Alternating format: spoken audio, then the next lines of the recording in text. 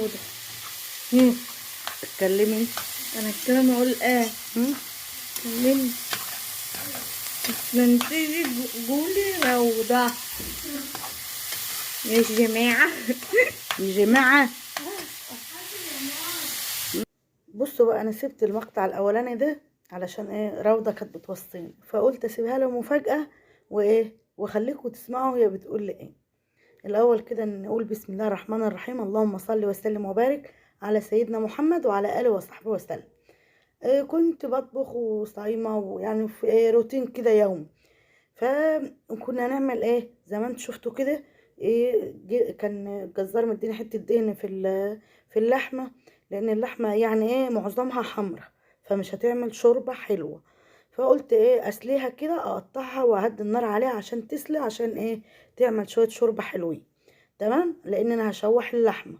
فبعد ما حطيت بقى حته الدهن سيلت وبعد كده ولعت، يعني كانت النار هاديه، فايه خليت النار شديدة او عليت النار يعني، وقمت نازله عليها فين باللحمه زي ما شفتوا كده. وبعد كده ننزل بقى بالبوكيه جرنيه او ايا كان اللي بتحط له. احنا حطيت بصل، طماطم، فلفل.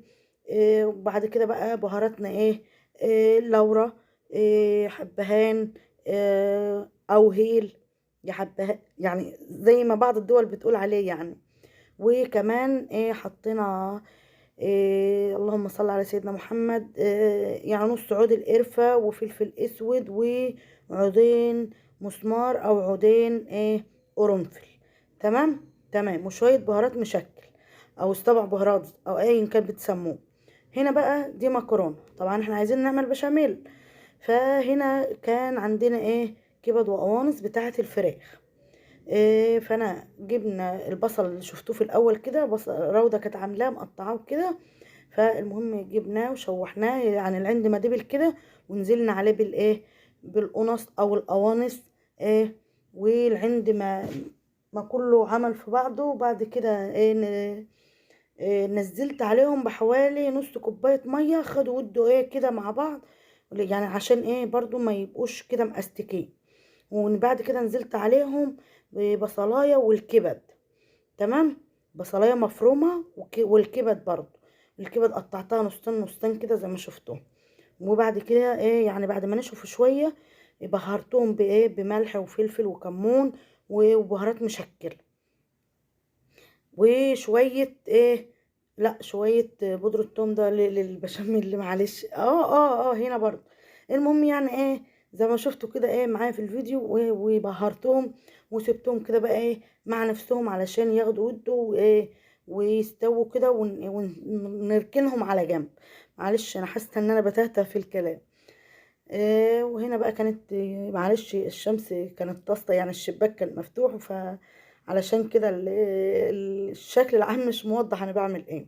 هي دي الكبد والقوانص، وكانت بقى خلاص في قربت لمرحله السوا، وكانت نشفت كده، يعني زي ما نكون نعمل خط كده في النص، ما خلاص ما عادش يبقى فيه سوائل، هو كده يعتبر استوى. وهنا بقى كنا بنعمل البشاميل.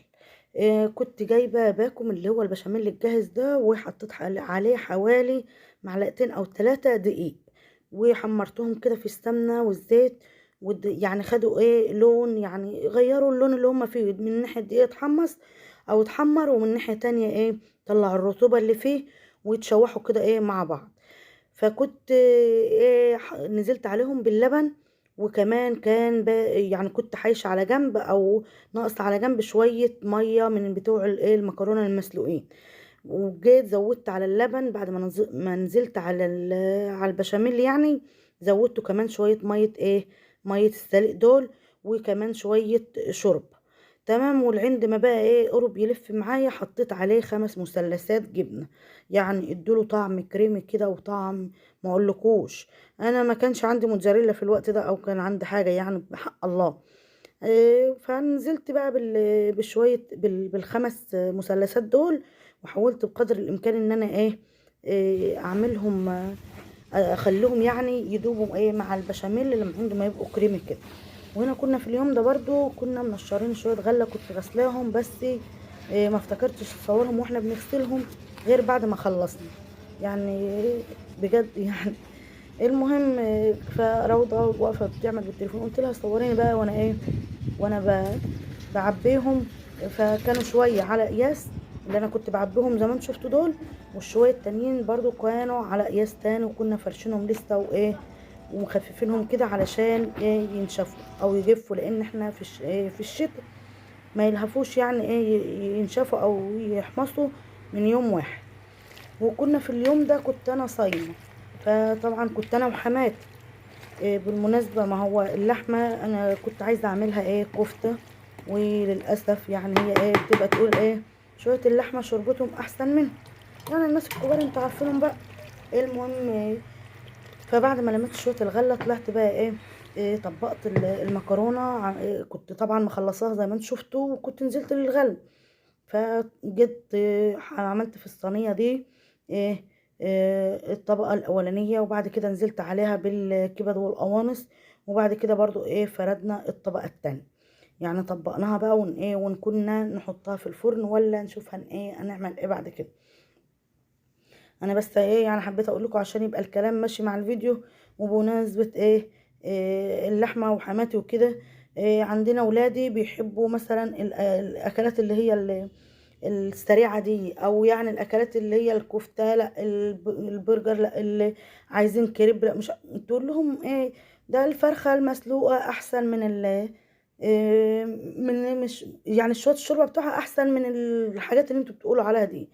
وترجع تاني مثلا نقول العيال يقولوا كفتة، طب والله حتة اللحمة المسلوقة احسن مش عارف من ايه. فهي عايزة كده، وانا كان عليا الدور عليها عندها يعني او الاسبوع عندها، فطبعا اعمل زي ما هي عايزة، ما اعملش زي ما ولادها عايزين. المهم كنت هنا زي ما شفتوا طبقت الصينية وكان باقي 3 مثلثات جبنة من العلب، قمت جايه مقطعاهم كده على وشها، يعني ادوا لون بدل البيض والكلام من ده، لان انا ما حطيتش عليها بيض. تمام كده. وجينا بقى دخلتها الفرن وطلعتها، وزي ما انتم شايفين كده شكلها كان بألف هنا يا رب للي كان حاجة. وكان طعمها ما شاء الله. يعني من ناحية هو توفير ما غربناش كتير يعني. انا عارفة ان كل حاجة عادت مكلفة والاسعار عادت مكلفة، بس دول كنت محوشاهم كده، كنت منضفة فراخ وعيناهم. فقلت بقى اعملهم يعني النهارده اهو، بلاش انا عملتها معاكم قبل كده بالمكرونه الحمراء او المكرونه بالصلصه.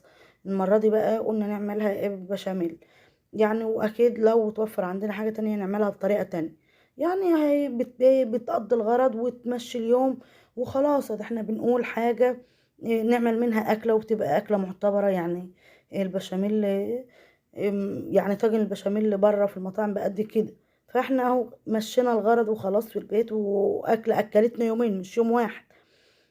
هنا بقى دي كان شكل الشوربه، واللحمه زي ما قلت لكم كانت ريحتها وطعمها يعني مش عايزه اقول لكم عشان ما تقولوش اكيد انت اللي عاملاها بتشكري في نفسك.